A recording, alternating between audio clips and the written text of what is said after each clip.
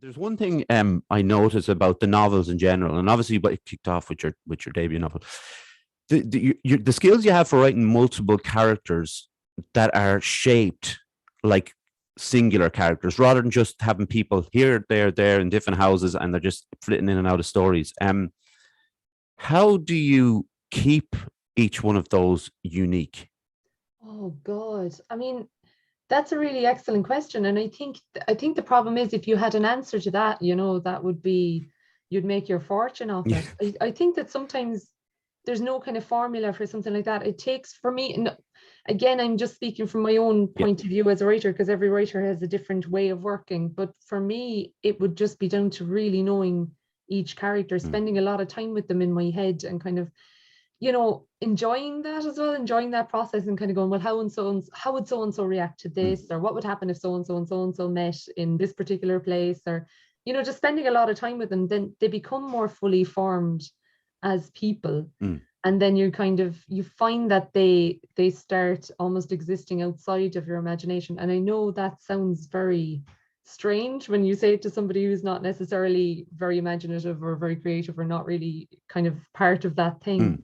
part of that world. But the idea being that eventually a character will feel so fully formed and real that if you try to put them into a certain scenario, or you try to give them we'll say a line of dialogue that doesn't work for them, it as a writer. You go, Mm. oh, this isn't working. As you're typing it out or writing it out, whatever the case may be, you're going, oh, this is so awkward Mm. and forced, or there's nothing flowing. That is when each character kind of really fully exists as a person, and that's kind of what you're hoping to get, I think, as a writer.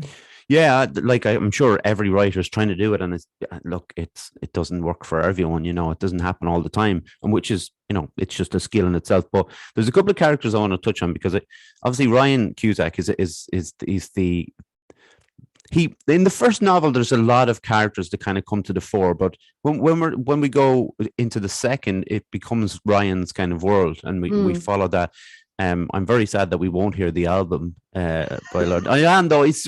Because it's like, I know I'm going off topic a bit here, but in the third novel, right, your latest novel, Mm. there's little sections where you describe each song, and because you know the backstory, that's what it is, and you get you're so invested in the characters and the backstory, and then you're thinking, I wonder what that song would sound like. We won't get to hear it, Mm. but that's all right. But do you consider Ryan as kind of an anti-hero? Yeah, I think Mm. that's a kind of a good way of looking at him, really. I mean, for me, he's the heart of the trilogy, really. He really does kind of bring things along. I think he's the youngest of the characters. So I start off with like five characters in the very first book, and he's the youngest of them. So I think because of that, you feel like he has the most potential, Mm. whether it's in a good way or a bad way. Yeah. There's a lot more kind of writing on him. Um, he's like the heart of the whole thing, really, for me, Ryan. Um, yeah, I've gone off now on a No, tangent. it's the kind like anti, because I was thinking of the way I was going to kind of ask the question, and like, was it anti-hero? Is he a lovable rogue? Is he, there's many ways you could think of it. Yeah, there really is. And the funny thing is, readers react to him in very different ways sometimes. So you Mm. get some readers that get on to me and they're like, they think that, oh, I just want him to be okay. I really like him and I hope he's all right. And then Mm. there's other readers who are like, I tell you what, that pup, Yeah. I throw him out a window. Yeah. He's like a terrible person. And I'm like, I think that's cool. Like Yeah. I love the idea that he kind of sets off different feelings in different people. You don't have to like him. Mm. There's a lot that Ryan does that's not likable.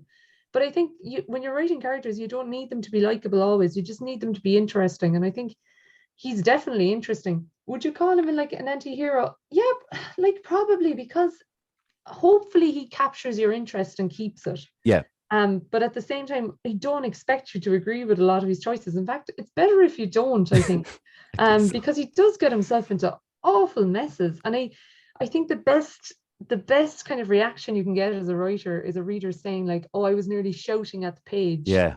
Stop it! Are Yeah. stop that! What are you doing? Yeah. I mean, like that is the best possible kind of thing where you just want to intervene in some way. Yeah, like I love the character. I think it's brilliant, and there was a conversation I heard. Look, I don't follow Marvel or Disney or any of that, but someone was saying that this certain film didn't work because there was no hero in it. And I was kind of thinking, well, does there have to be a hero in it? Yeah, I don't know. I was always the kid that liked the villains, like Yeah, I everything. think, They were just more interesting, weren't they? They're like almost like a hero. When you write somebody who is truly good, you don't really have to examine them. They don't mm, really have any conflict. You know that they're not going to succumb to kind of being petty or kind of wanting revenge or any of those little kind of, just anger or something. yeah, We know that that won't happen, or if it does, it won't happen for long. But villains are more like real people in the sense that they're completely fleshed out. They usually, well, a good villain, mm, they're usually motivated in some way with that, and ideally we can understand them again even if we don't agree with them. Like I was always the kid that really really identified with the baddies. But I mean, it's not just me. I know you don't follow Disney and I don't either really, but like, I mean, like if you think about the way in pop culture, especially adults, kind of people who grew up on various Disney films in the 80s and the 90s and stuff, it's the Disney villains they love, or yeah, they've become the icons and kind yeah. of they have all the best lines, They So there's do.